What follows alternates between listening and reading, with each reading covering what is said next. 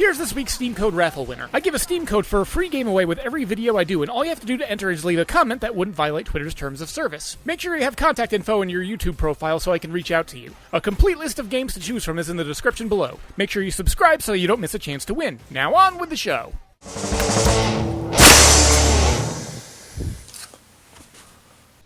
Indulge me if you will, but this week's going to be a little bit different. Without going into detail, I've had a very stressful sequence of weeks. Now, this video will likely be a tad bit shorter than my usual works.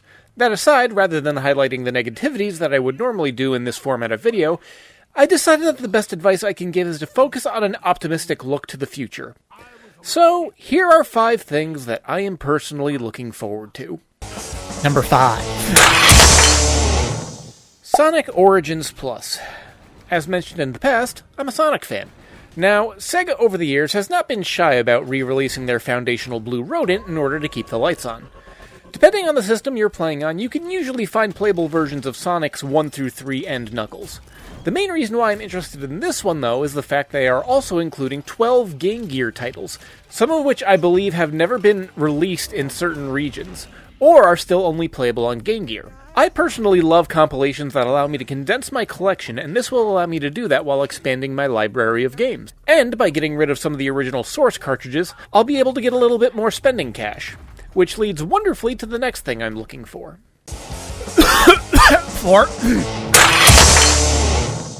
Remasters of stupidly expensive games. The games I'm specifically thinking of when making this discussion are Dokapon Kingdom for the Switch, and the Suikoden Collection, which is putting together 2 PS1 RPG classics that tend to go for about $600 when combined in a purchase. Now, I understand the mentality of completing a collection or getting everything in a franchise. However, my collecting priorities have shifted to practicality and living within my means, so I applaud whenever a company digs back into their library of obscure and rare titles and brings something back so that people can experience it anew and easily without also having to determine whether or not they're going to be able to afford food for the next couple days. And I have plenty of games in my current collection that I would love to see receive the same treatment. Cubivore, Go-Go Hypergrind, Panzer Dragoon Saga, what the hell? 3! Stalker 2, Hearts of Chernobyl.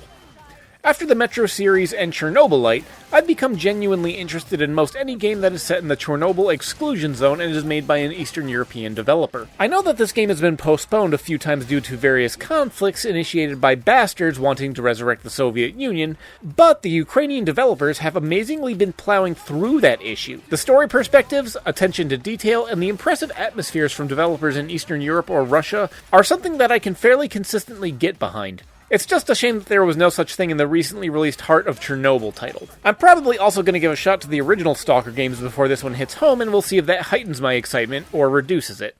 Number 2? My Polymega Base Unit. Some of you might reasonably ask, Guy, what's a Polymega? Well, let me smother your ignorance with the pillow of knowledge. The Polymega is a modern game console made to play retro games and designed with what I could feel be a rather future-proof modular method. What I mean is that it comes with the ability to swap in and out separate modules that each enable the console to play games from different systems. At the time of writing, I believe they have Super Nintendo, Sega Genesis, NES, and TurboGrafx modules, but even without any of the expansion modules, out of the box the system can play PS1, Sega CD, Sega Saturn, and TurboGrafx CD games. Not only that, but it has the features built in where you can rip the ROM from the game onto the console itself, so that you only need to handle the disc or cartridge once. Perfect for handling some of the more stupid expensive games.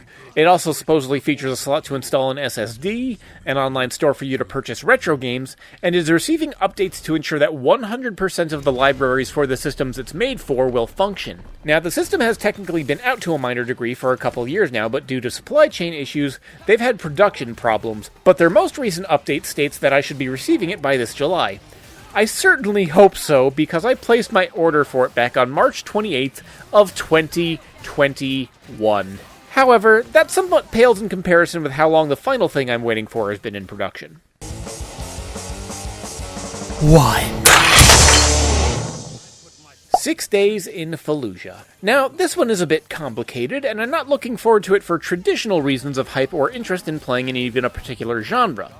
Strictly speaking, as far as tactical shooters go, I don't have enough experience with them to say whether I'd like them or not. The primary reason I want to get my hands on this game is so that I can definitively judge the game on its own merits, because a lot of intellectually disingenuous people have been making quite frankly idiotic takes about the game and trying to get it cancelled from both sides of the cultural and political spectrum. Initially, it was being cancelled from the right, with people trying to say that the game was making light of the sacrifices of service members who died in one of the deadliest conflicts that the US engaged with in the Middle East. Then, when the game emerged years later, members on the left were attempting to say that the game was going to glorify the murder of civilians where the conflict took place, attempting to paint the game as Islamophobic. Both of these statements are intellectually vapid and stupid for one primary reason. The game is not out. Until you can experience something for yourself, you cannot judge it from a position outside of ignorance. If a game or any piece of artwork is not yet released, then it exists in a Schrodinger's cat-like state of both containing every message and containing none of them, and can only be interpreted accurately once it is available to be experienced. Finally, there's one last reason I'm looking forward to this game. I can't guarantee anything at this time, but there are individuals that I'm going to attempt to reach out to in order to gain their perspectives on accuracy and validity on this title once it's out. Individuals that have first-hand knowledge on the controversial subject matter that make up the core narrative of this title. And finally, my first attempt at collaborating with another YouTube creator. And there you have it. 5 things that I'm looking forward to in gaming. What about you?